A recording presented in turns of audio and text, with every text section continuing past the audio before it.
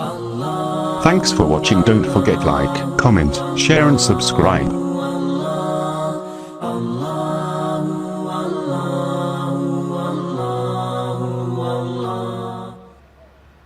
اب میرے پاس ایک آدمی آتا ہے اور مجھ سے کہتا ہے کہ بھئی کل رات بیوی کے ساتھ میرا جھگڑا ہو گیا اور میں نے غصے کے اندر کہہ دیا کہ تجھے 3 طلاق.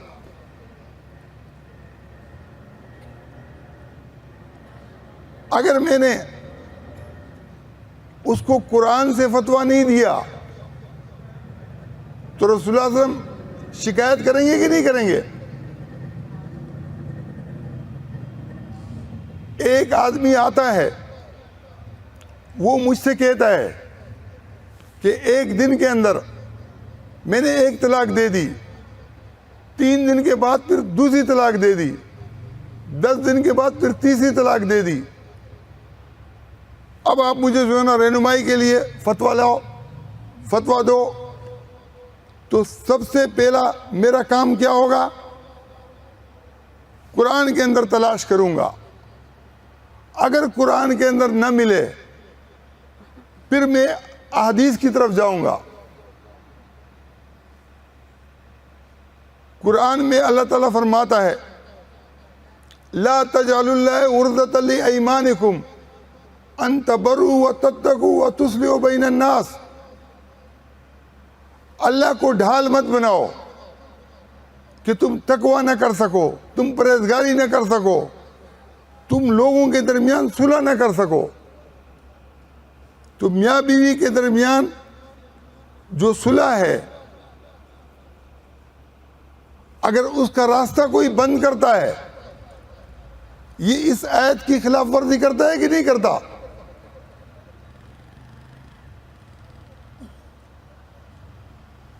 اس کے بعد پھر اللہ تعالیٰ کہتا ہے المطلقات یتربصن بانفسہن 3 قروء. طلاق شدہ خواتین 3 ادوار تک، 3 مراحل تک، 3 طور و حیض تک انتظار کریں. وَبُعُولَتُهُنَّ أَحَقُّ بِرَدِّهِنَّ فِي ذَلِكَ إِنْ أَرَادُوا إِصْلَاحًا. اگر دونوں صلح چاہتے ہوں تو ان کے شوہر ان کو واپس لوٹانے کے حقدار ہیں، اگر صلح چاہتے ہوں. اب قرآن کے اندر تو واضح ہے. میں حنفیوں کی بات نہیں کرتا ہوں، میں اہل حدیث کی بات کر رہا ہوں. اگر اہل حدیث کا کوئی عالم ہوگا تو وہ کہے گا کہ اگر آج دیے پھر 2 دن بعد دیے پھر 10 دن بعد دیے، اب رجوع نہیں ہو سکتا.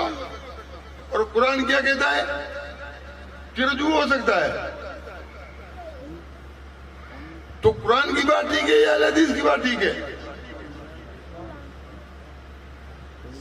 اب آؤ حدیث کی طرف آتے ہیں.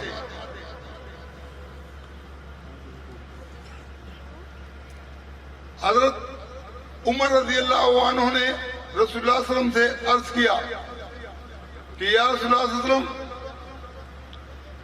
میرے بیٹے عبداللہ نے اپنی بیوی کو حیض کی حالت میں طلاق دی ہے.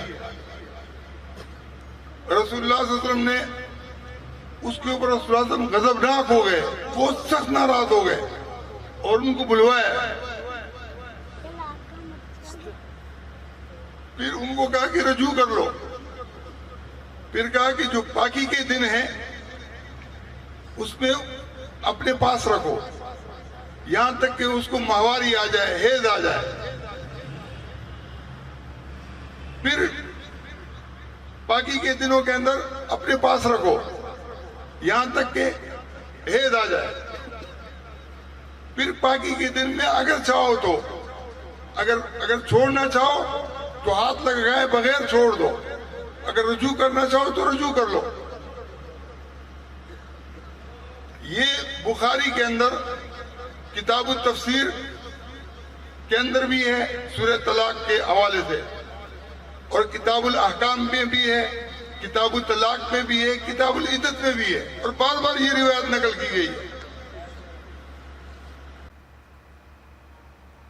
الطلاق مرتان، مولانا صاحب سے میری، مولانا اسحاق صاحب سے میری یہ پہلی مرتبہ کی ملاقات ہے۔ اگر ہم پوری رات بیٹھے رہیں گے تو بھی پہلی مرتبہ ہوگی، اور اگر پھر 1 سال کے بعد پھر ملاقات ہوگی تو دوسری مرتبہ ہوگی۔ مرتبہ کا تعلق کس کے ساتھ ہے؟ مرتبہ کا تعلق فعل کے ساتھ ہوتا ہے۔ جس طریقے سے ایک آدمی ایک عورت سے نکاح کر لیتا ہے تو 1 مرتبہ نکاح ہو گیا نا۔ اب اگر وہ 10 مرتبہ بولے گا کہ میں نے قبول کیا ہے، میں نے قبول کیا ہے، میں نے قبول کیا ہے، تو 10 نکاح ہو جائیں گی یا وہ ایک ہی ہوگا؟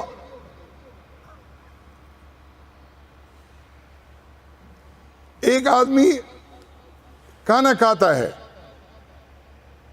اگر اس کو وہ ریپیٹ کرنے کے لیے کہتا ہے کہ میں نے کھانا کھایا، میں نے کھانا کھایا، میں نے کھانا کھایا، تو کتنی مرتبہ ہو جائے گا؟ یہ 1000 روپے کا نوٹ ہے، یہ 1000 روپے ہیں یا 1000 مرتبہ روپے ہیں؟ اگر میں کہوں گا کہ یہ 1000 مرتبہ روپیہ ہے تو آپ کہو گے کہ پٹھان ہے، اس کو اردو نہیں آتی ہے، تو 1000 روپے ہے۔ مرتبہ کا تعلق فعل کے ساتھ ہوتا ہے۔ ہمارے ہاں بڑا مسئلہ یہ ہے کہ طلاق کو قرآن کے اندر بھی فعل قرار دیا ہے، حدیث میں بھی فعل قرار دیا ہے اس کی وضاحت میں، لیکن ہم نے 3 طلاق کو کیا قرار دیا ہے؟ عدد قرار دیا ہے کہ بھئی 3 طلاق دے دی، اب عدت باقی ہے، عدت باقی ہے لیکن رجوع نہیں ہو سکتا ہے، 3 طلاقیں ہو گئی۔ اچھا 1 طلاق اگر دے دی، عدت ختم ہو گئی، تو 2 طلاقیں جیب میں باقی ہے۔ ابھی وہ عورت دوسری جگہ نکاح کرتی ہے، دوسری جگہ اس کی شادی ہوتی ہے، پھر بھی دو طلاقیں اس کے باقی ہے۔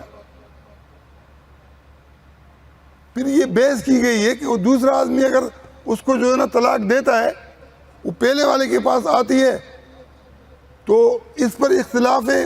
بعض کہتے ہیں کہ وہ پہلے سے جو اس کے پاس 2 طلاقیں جیب میں رکھی ہیں انہی 2 کا مالک ہے۔ بعض کہتے ہیں کہ نئے سرے سے 3 طلاق کا مالک ہوگا۔ اگر وہ عورت ایک طلاق لے کر 20 آدمیوں سے طلاق لیتی ہے نا، تو 20 آدمیوں کی 2 طلاقیں، 2 طلاق کے جو ہے نا اس کے مالک ہوں گے۔ یعنی اتنی کمکلی کسی نے کبھی دیکھی ہے؟ اتنی کمکلی کا تصور ہو سکتا ہے؟ عورت ایک ہے، اس کو ایک آدمی 1 طلاق دیتا ہے، پھر دوسرا نکاح کرتا ہے، پھر وہ 1 طلاق دیتا ہے، ہر ایک کی 2 طلاقیں اس کے اوپر باقی پڑی ہوئی ہے۔ ہو سکتا ہے یہ؟ اللہ تعالیٰ قرآن کے اندر کیا فرماتا ہے کہ اگر ہاتھ لگانے سے پہلے تم نے طلاق دے دی، فَمَا لَكُمْ عَلَيْهِنَّ مِنْ عِدَّةٍ تَعْتَدُونَهَا، تو تمہارے اوپر ان کی کوئی عدت نہیں ہے جس کو تم گزارو۔ اگر ہاتھ لگایا تو تم شوہر کو عدت کا حق ہے۔ یہ جو 3 طلاق کی ملکیت کا مسئلہ بنا ہے کہ شوہر 3 طلاق کا مالک ہے، اگر وہ مالک ہے تو اس کی بیوی اس کی مملوکہ ہوگی نا، اس کی لونڈی ہوگی، اس کی بیوی تو نہیں بنی پھر۔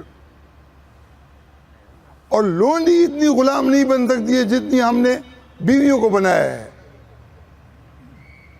خواتین کے ساتھ اتنی زیادتی ہوتی ہے،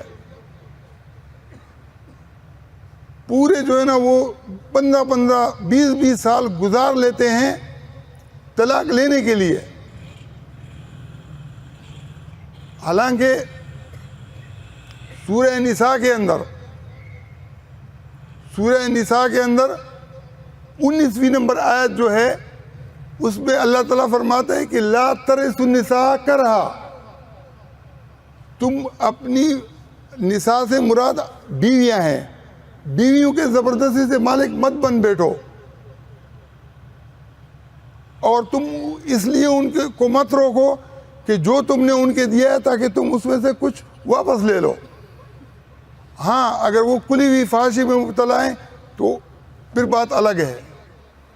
اگر وہ عورت جانا چاہتی ہے تو آدمی اس کو روک نہیں سکتا۔ یہ کھلے کا حق اللہ نے قرآن میں پہلے اس کو دیا ہے، اور طلاق کی بات 20ویں اور 21ویں نمبر کے اندر کی ہے۔ ہمارا تو سب سے بڑا المیہ یہ ہے، عورت کوئی گائے بھینس تو ہے نہیں، اگر وہ آدمی کے ساتھ نہیں رہنا چاہے اور آپ اس کو مجبور کرو تو وہ آپ کو زہر بھی دے سکتی ہے، بچوں کو بھی جو ہے نا نقصان پہنچا سکتی ہے، خود کو بھی نقصان پہنچا سکتی ہے۔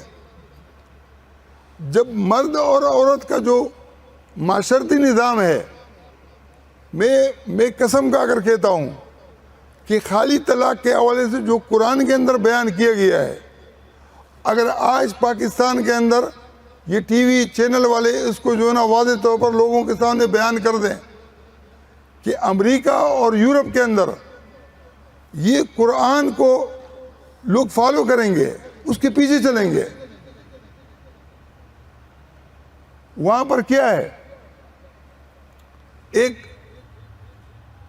پیسوں والا جو ہے نا لڑکا ہوتا ہے یا آدمی ہوتا ہے، وہ کسی لڑکی سے نکاح اس لیے نہیں کرتا کہ وہ کہتا ہے کہ اگر لڑکی نے طلاق لے لی، اس کو حق بھی ہے تو آدھا آدھا مال ہمیں بانٹنا پڑے گا، اور اگر لڑکی امیر ہے اور لڑکا غریب ہے اور لڑکے نے طلاق دے دی تو بھی آدھا آدھا۔ تو اس زندگی کو، اس بندھن میں جو یہ قانون ہے، اس سے بچنے کے لیے وہ جو ہے نا بغیر شادی کی زندگی گزارتے ہیں اور بچے بھی جنواتے ہیں۔ ہمارے ہاں کیا ہے، ہمارے ہاں جو طلاق کے مسئلے مولویوں نے نکالے ہیں نا، ان کو تو اللہ پوچھے گا۔ جو رسول اللہ صلی اللہ علیہ وسلم نے فرمایا ہے نا، میں کہتا ہوں کہ سب سے پہلے جو ہے نا مولویوں کے گردنوں میں جو ہے نا یہ ہاتھ ہوں گے کہ بھئی تم قرآن کو جو ہے نا کیوں نہیں دیکھ رہے تھے؟